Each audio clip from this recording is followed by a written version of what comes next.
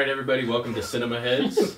Today we are doing my Flashback Friday pick, which is a movie called The Cabin in the Woods. Yeah. This movie stars quite a few people. I'm only going to go over a few of them. It's Chris Hemsworth, Kristen Connolly, Anna Hutchinson, Bradley Whitford, Richard Jenkins, and it's directed by Drew Goddard.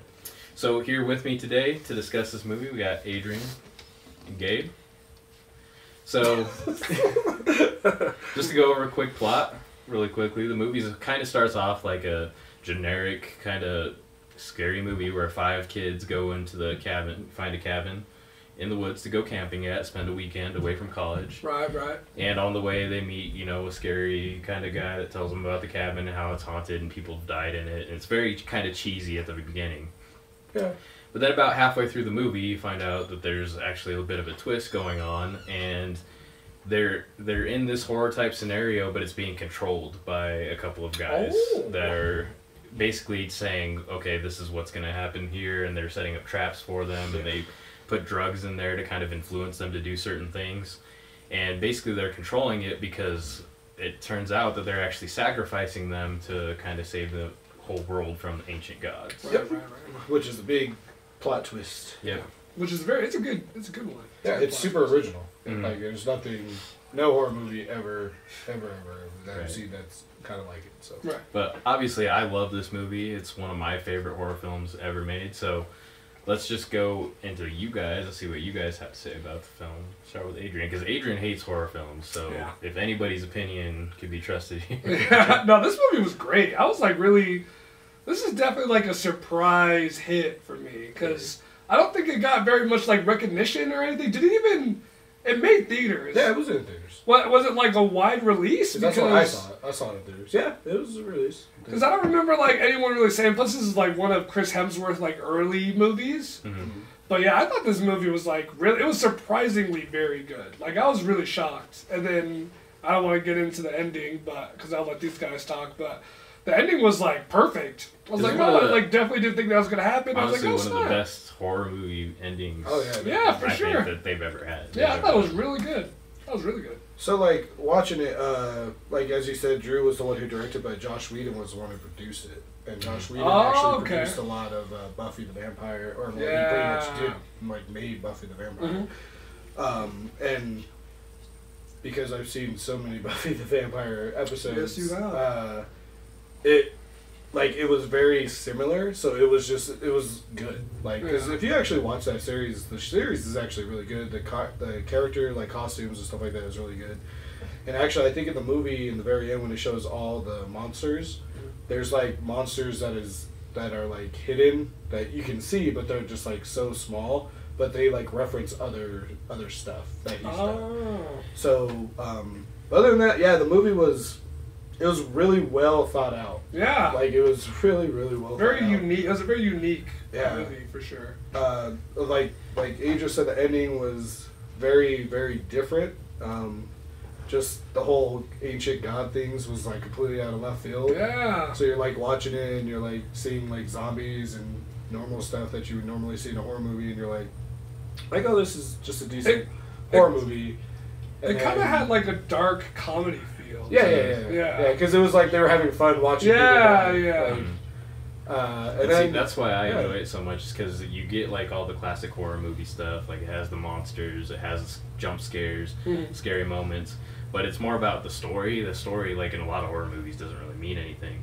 But in this movie, it had an actual story. Like there was a background, so like you had the stuff going on, but then there was all kinds of stuff going on in the background with it, and it was something that's very unexpected. Like just a different concept. Like 2 sets of main characters. Yeah. Like you had the people underground like the and the people in controllers the and cabin. the puppets. Pretty much. That's like how it was. Yeah.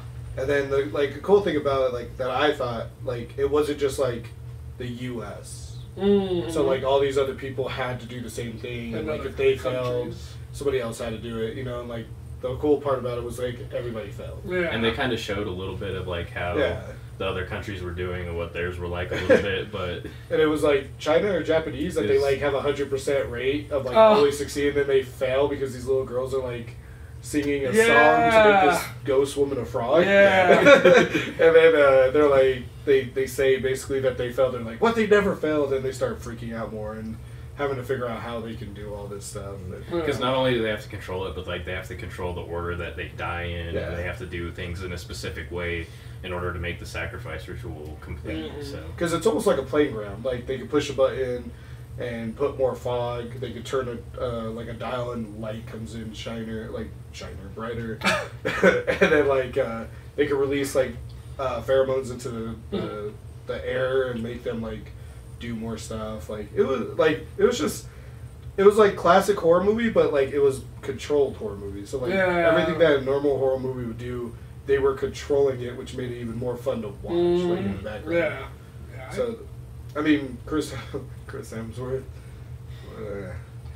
Hey, don't do that. The acting wasn't very good in the movie.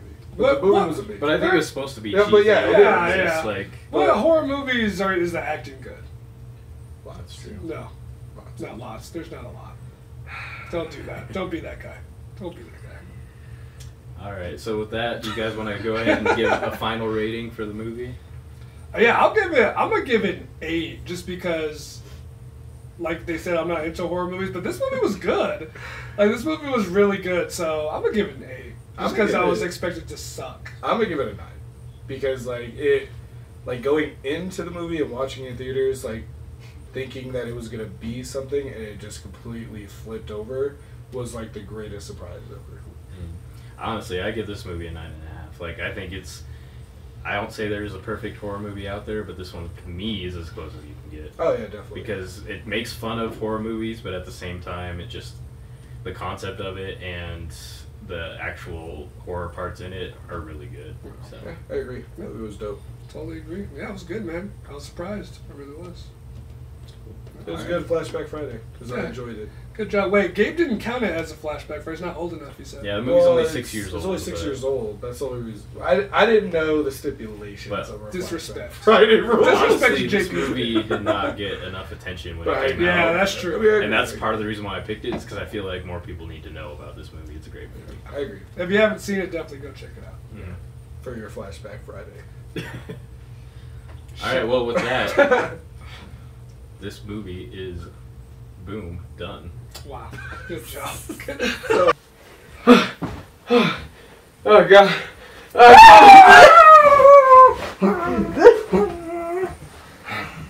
If you don't want this to happen to you, you need to make sure you hit that subscribe button and give us a thumbs up. Follow us on Instagram, Facebook, and Twitter, or you